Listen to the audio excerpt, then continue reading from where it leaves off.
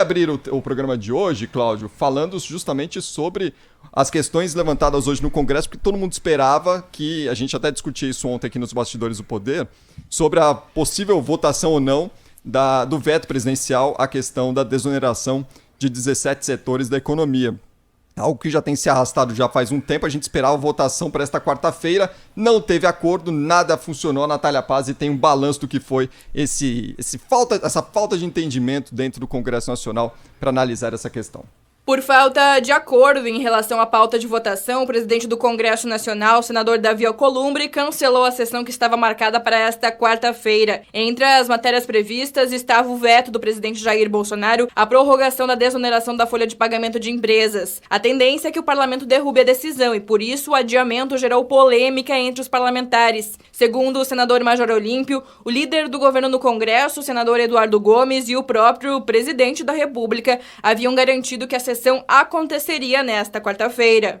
Eu tive a palavra empenhada pelo líder do governo no Congresso, do presidente que empenhou a palavra com ele, de que nós já faríamos essa desoneração hoje. Logicamente, sem tomar as providências para que pudesse ter essa agregação.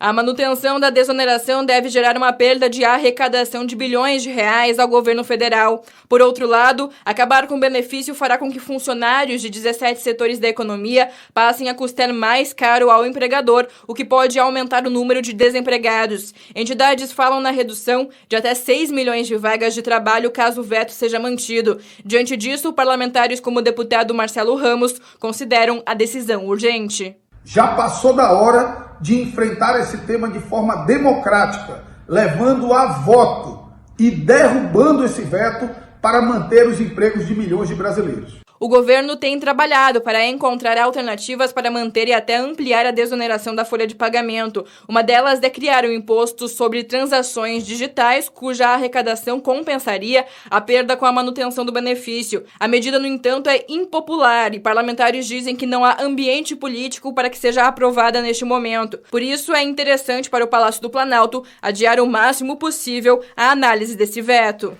Cláudio, era uma novela que tem se arrastado, mas que você cantou a bola aqui ontem, né? Sobre essas discussões, inclusive discussões políticas de interesse mais amplo, né? Do que simplesmente a votação do veto presidencial, né? E a cara de pau do presidente do Senado dizer que ia adiar o veto porque não tem acordo, não tem consenso sobre... Olha, o voto é exatamente para dirimir a falta de consenso, né? A falta de acordo. Se não tem acordo, se não tem consenso, vamos para o voto. Sempre foi assim. Na verdade, foi uma desculpa esfarrapada para outras coisas que são do interesse, que estão em jogo nisso tudo, né? O Alcolumbre, quando fez isso, ele está querendo, na verdade, ele fez um gesto de simpatia para o Palácio do Planalto, para dizer, estou te ajudando nisso e estou adiando mais uma vez a votação do coisa. Por quê? Porque o interesse do Alcolumbre, tanto quanto o interesse do Rodrigo Maia, é viabilizar a reeleição ilegal deles, de cada um deles. Eles só pensam nisso, né? Não querem nem saber, não estão preocupados com o bem-estar da população, não estão preocupados com os milhões de empregos que estão em jogo, com a manutenção ou a derrubada desse veto. Eles não estão preocupados com isso, né? Eles estão preocupados com o próprio umbigo apenas, o que é uma lástima. É preciso que isso se defina logo, porque afinal de contas todos os comandantes, digamos assim, desses 17 segmentos da economia que precisam estender por mais um ano a desoneração da folha, essas pessoas precisam tomar decisões estratégicas em relação a 2021. Porque sem a desoneração, eles vão ter que enxugar a folha, eles vão ter que determinar, né? Enfim, determinar qual é o tamanho da empresa que querem, o tamanho do quadro funcional que eles podem bancar. E, portanto, é urgentíssimo que se defina isso. O governo, por sua vez, quer usar o governo concorda com a desoneração.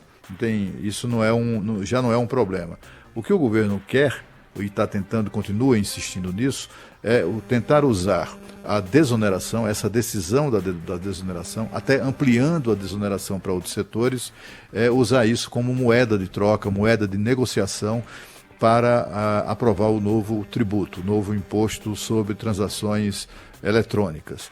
E aí tem uma série de dificuldades, né? Primeiro esbarra esse projeto na desinformação. As pessoas não entendem direito como é que vai funcionar isso. E de outro lado, falar em criação de imposto em ano eleitoral, no Congresso que nós temos cheio de políticos querendo bajular o eleitor ou querendo não irritar os eleitores, isso eu acho de fato muito difícil, né? No Congresso Nacional são cerca de 60, 70 parlamentares que eles próprios são candidatos nas eleições deste ano para prefeito. Ainda tem aqueles outros, todos os demais, que têm candidatos. Portanto, assim, não interessa ruído contra nenhum dos parlamentares, eles não têm interesse em nenhum ruído que possa prejudicar os seus interesses eleitorais este ano. Dando um boa tarde aqui para Lana Canepa. Tudo bem, Lana? Olá, Panvec. Olá, Cláudio Humberto. Boa tarde para todos os nossos ouvintes. Boa tarde. Cláudio falava sobre questões tributárias, a criação de novo imposto. Daqui a pouquinho a gente vai voltar à capital federal para ter mais informações justamente sobre a posição do ministro da Economia, que falou agora há pouco sobre a criação do Renda Cidadã e a forma de financiamento do Renda Cidadã. Só um ponto sobre ainda a desoneração e sobre esse atraso para tomar uma decisão por parte do Congresso Nacional, num momento já tão difícil. Não sei se vocês viram, hoje saíram os novos números do IBGE, com desemprego recorde, o Brasil passando dos 13 milhões de desempregados, ainda numa situação econômica muito difícil e que pode ser mais fragilizada ainda sem a desoneração da folha de pagamento até o final do ano que vem, que é isso que está em discussão nessa sessão que foi adiada pela 1000ª vez, né?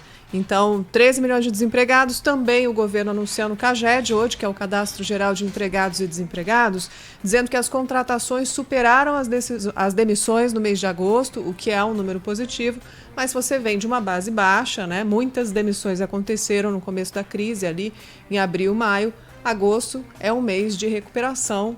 Os números a gente fala daqui a pouco, mas a situação, essa decisão do Congresso Nacional sobre desonerar a folha de pagamento até o fim do ano que vem é muito importante para preservar empregos. Tem efeito prático, sim. Parece só a burocracia que a gente fica falando aqui todos os dias, mas não é. Nesse caso em específico, vai afetar diretamente o planejamento das empresas para o ano que vem. Se vai ter desoneração ou se não vai ter, aí as empresas vão fazer a conta para saber se elas dão conta de manter esses empregos, que hoje são 6 milhões de pessoas, né, dependendo desse resultado no Congresso Nacional.